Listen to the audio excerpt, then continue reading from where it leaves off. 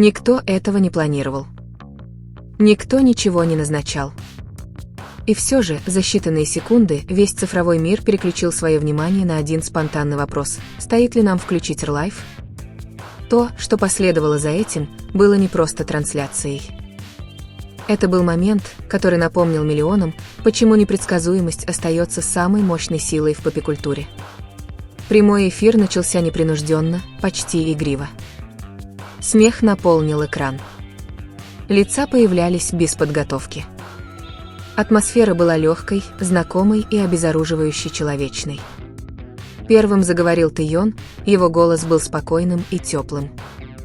Он задал простой вопрос, почти обычный: «Как у вас дела?» Этот вопрос повторялся не раз, как будто он действительно хотел услышать ответ, как будто мир по ту сторону экрана был важнее самого зрелища. Участники реагировали естественно, подшучивали, смеялись, влились в свой общий ритм, словно время и не прошло. Кто-то пошутил, что это похоже на рекламу кофе. Другой посмеялся над тем, что в наши дни на каждом выступлении, кажется, играет одна и та же марка. Обмен репликами был непринужденным, незапланированным, легким, и все же в нем чувствовалась мощь. Потому что это был не контент, созданный для того, чтобы произвести впечатление. Это было присутствие. По мере продолжения прямой трансляции фанаты по всему миру замирали на месте, прокручивая ленту. Уведомления взрывались. Экраны заполнялись комментариями, которые двигались слишком быстро, чтобы их прочитать. В течение нескольких минут хэштеги взлетели до небес. Видеоролики вырезались, перепостились и распространялись на всех основных платформах. Прямая трансляция перестала быть просто моментом между артистами и фанатами. Она превратилась в событие. Но Вселенная не была повержена. По мере распространения эмоционального тепла прямой трансляции, с ней столкнулась еще одна ударная волна. Заголовки стали появляться быстрее, чем люди успевали обновлять свои ленты. Фанаты плакали. HYBE паниковали. Неожиданный поступок Тайонга взорвал индустрию. То, что должно было быть простым взаимодействием в прямом эфире, внезапно стало существовать наряду с чем-то гораздо большим – повествованием, формирующимся в реальном времени. Он сделал это снова. Незапланированный момент Тайонга вошел в историю. Интернет начал нагромождать события одно на другое – воссоединение, прямой эфир, утечки, фотографии.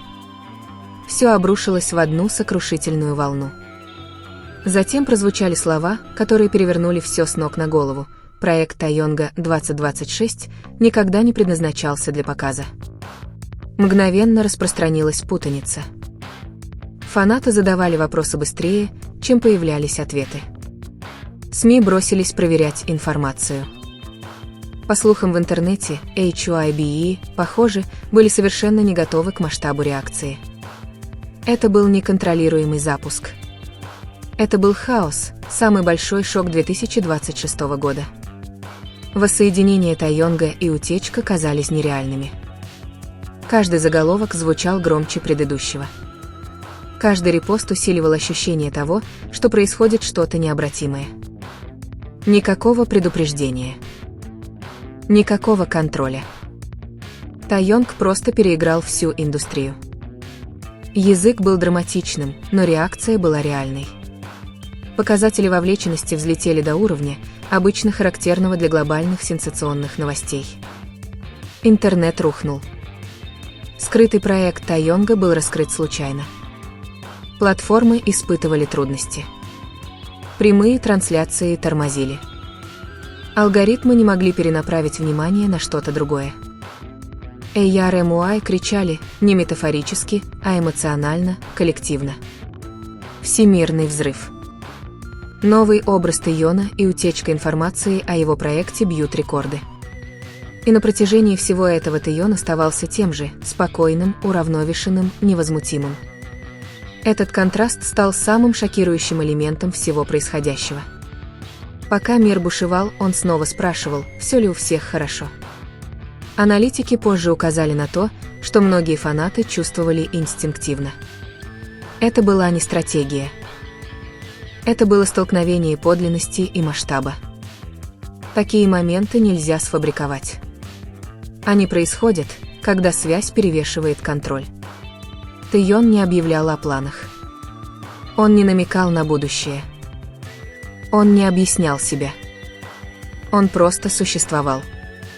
И это существование запустило цепную реакцию, которую никто не мог остановить. Это было не из-за шуток про кофе, не из-за спонтанной прямой трансляции и даже не из-за утечки информации.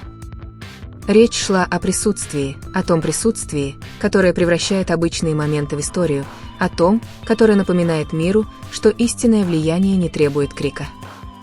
Оно приходит тихо, и как только это происходит, ничто уже не остается прежним. Когда прямая трансляция закончилась, тишина, оставшаяся после нее, была громче смеха, предшествовавшего ей.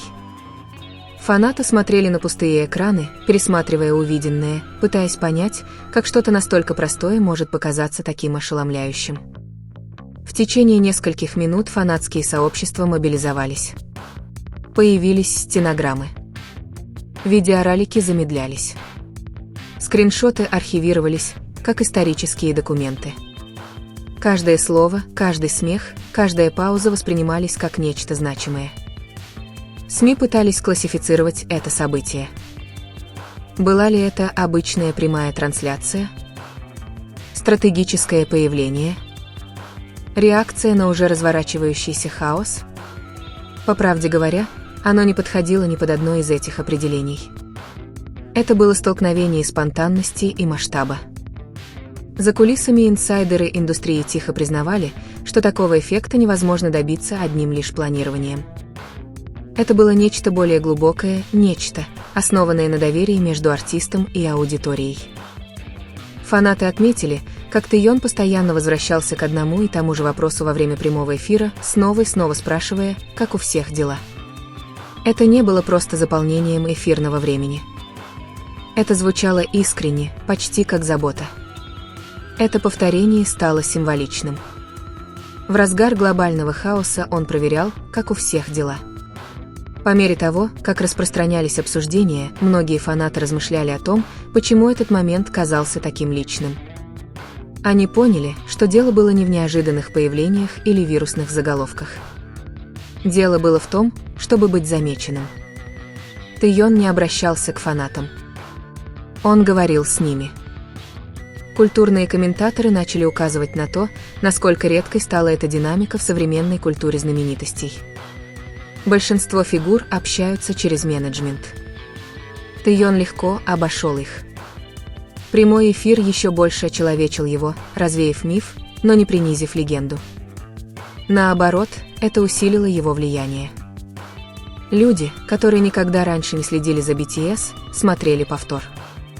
Некоторые признавали, что не понимали язык, но все равно чувствовали теплоту. Эта эмоциональная доступность стала тихой сердцевиной истории. К следующему утру повествование изменилось. Речь шла уже не об утечке или заголовке. Речь шла о связи, которая выдерживает масштаб. Таёнг в очередной раз продемонстрировал, что истинная сила не нуждается в зрелище. Она нуждается в искренности. И это осознание сохранялось еще долго после того, как экраны погасли. По мере того, как обсуждения продолжали распространяться, фанаты начали описывать этот момент словом, редко используемым в вирусной культуре – комфорт. В цифровом мире, часто движимом срочностью и зрелищностью, прямая трансляция ощущалась как опора, как пауза, предложенная в самый подходящий момент.